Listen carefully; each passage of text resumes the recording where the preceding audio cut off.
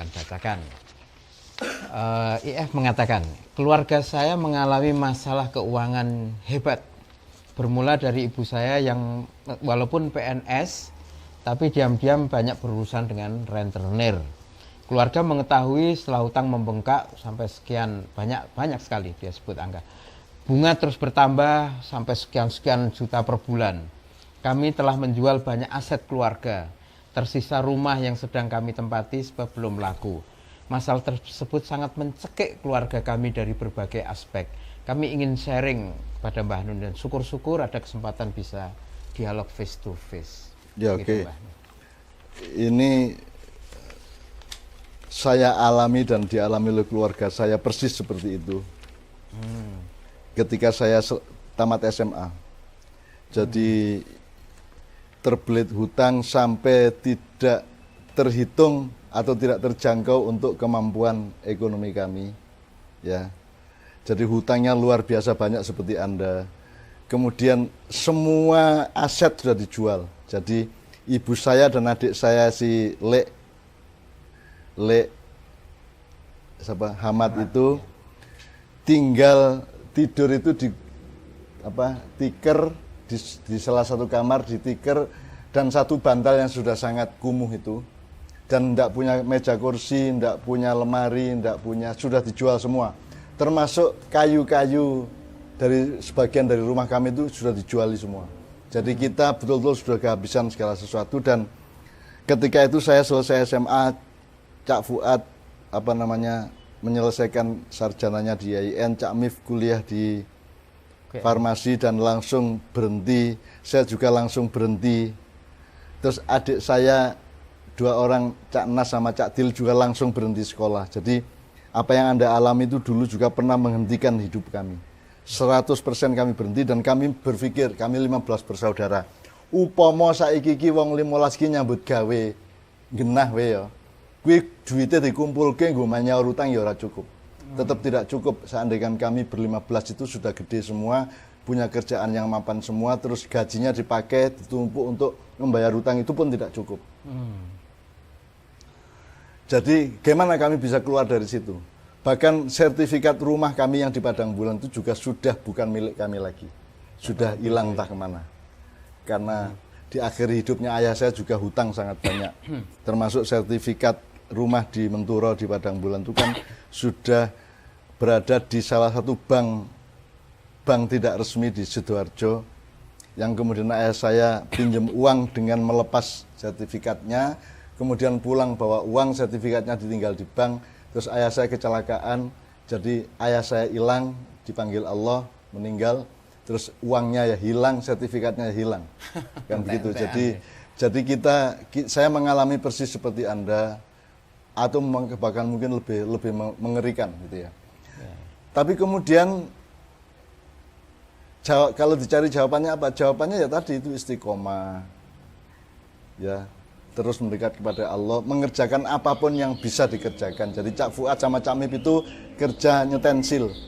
Jadi kita buruh nggawe cetakan tapi berupa stensil itu. Yeah. Jadi saya yang bagian ngetik di sheetnya namanya itu. Kemudian Cak Fuad yang muter, Cak Mip yang muter. Terus jadi wong ndandake majalah misalnya HMI, Kohati, fakultas apa itu ndandake majalah.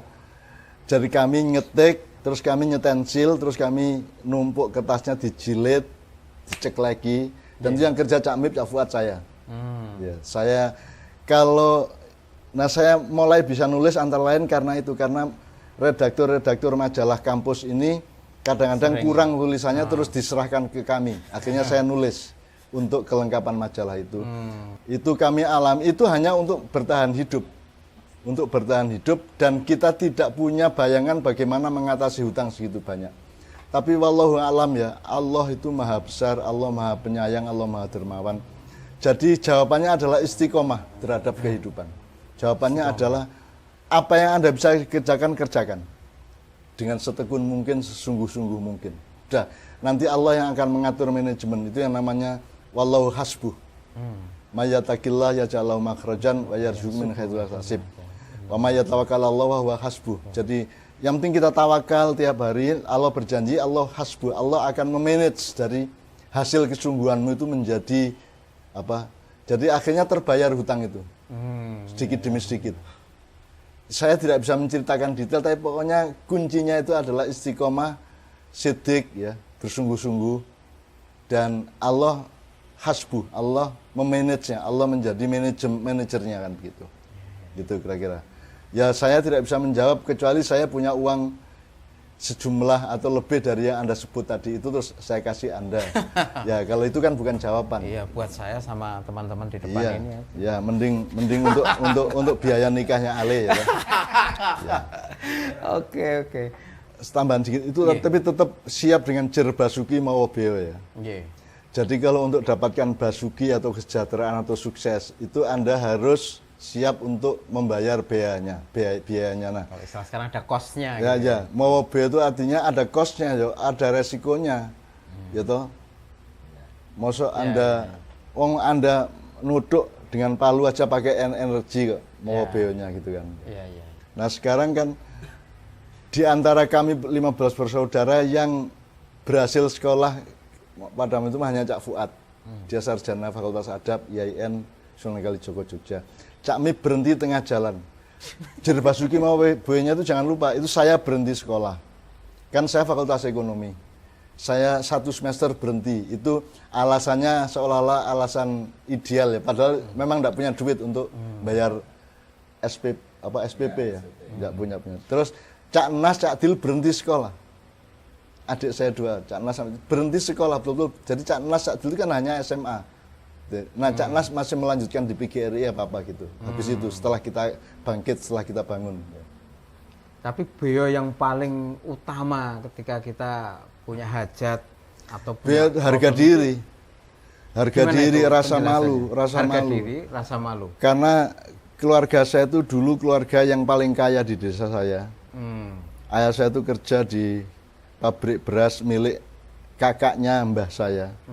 Jadi ayah saya punya sawah sangat banyak, terus dia kerja juga di kantor, sehingga ayah saya itu mentraktir apa saja di desa saya. Bikin lapangan sepak bola, bikin seluruh fasilitas olahraga, voli, neraktiri ya, voli, drum band, perpustakaan, apa saja ayah bikin semua itu. Termasuk fasilitas untuk seminar-seminar nasional. Pokoknya ayah saya mentraktir semua. Jadi, belum lagi kalau habis hari raya itu biasanya ayah nyewa truk untuk tamasya. Jadi siapa orang desa yang daftar diajak ke Borobudur, diajak ke Jogja, diajak ke Sarangan, diajak ke mana Malang, Batu, Selekta dan seterusnya itu saya masih ingat kok. Saya masih ingat ikut naik truk yang ditraktir ayah saya itu dengan orang-orang desa di situ. Itu saya masih ingat kok.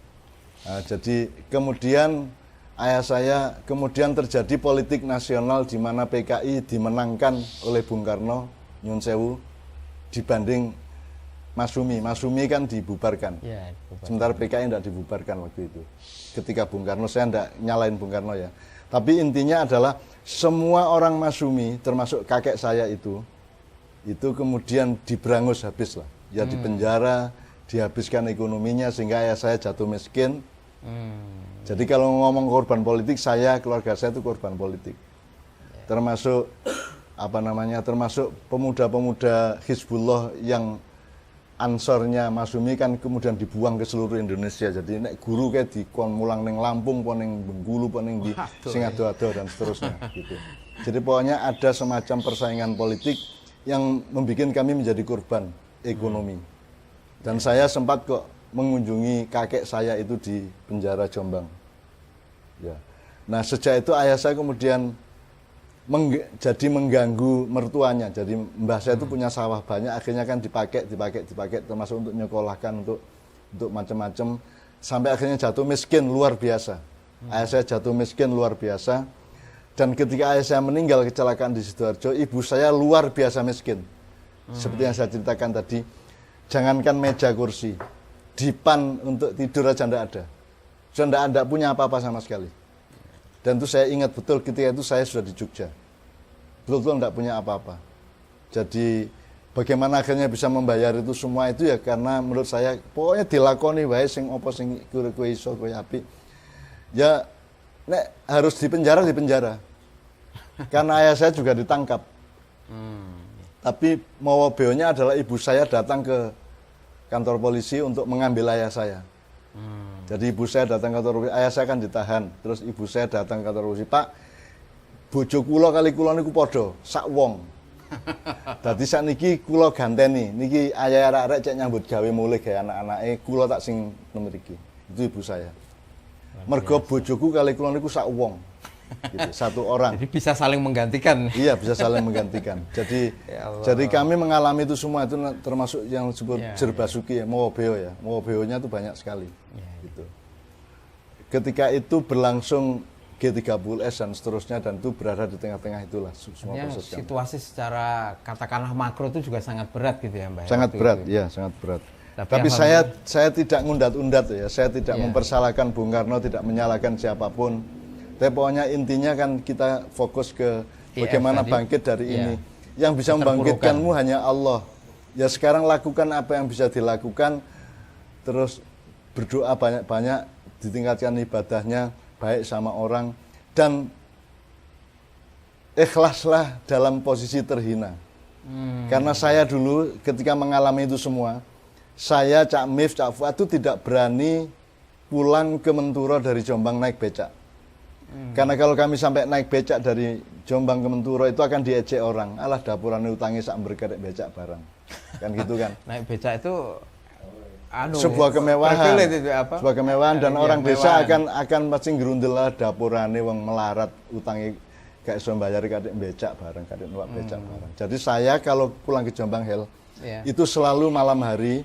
Jadi sampai Jombang kira-kira jam 2 atau jam 3 pagi terus jalan kaki ke Menturo. Jadi saya itu juga melatih saya dalam soal urusan hantu, kuburan dan seterusnya.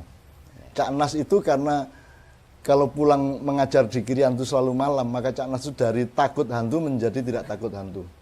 Jadi saya sudah hafal seluruh titik-titik angker dari Jombang ke Menturo itu. Mapping. Mapping hantu itu sudah hafal, termasuk mapping begal. Begal itu 1-2 orang bawa parang apa bawa bendo itu untuk begal orang. Jadi saya melewati itu bertahun-tahun sama Cak Fuad. Saya sama Cak Fuad ya naik kereta Purbaya dari Jogja ke Jombang, terus nanti dari stasiun Jombang jalan kaki ke Menturo. Wis kowe nek kowe saiki wani ngalami kowe. Aku karo Cak Fuad lho kowe. Kira-kira gitu, alhamdulillah alamin. Mudah-mudahan semua secara menyeluruh, Amin, amin, amin. secara himpunan mudah-mudahan bermanfaat dan Anda ambil garis-garis atau titik-titik yang terpenting untuk hidup Anda masing-masing. Assalamualaikum warahmatullahi wabarakatuh. Waalaikumsalam warahmatullahi wabarakatuh, teman.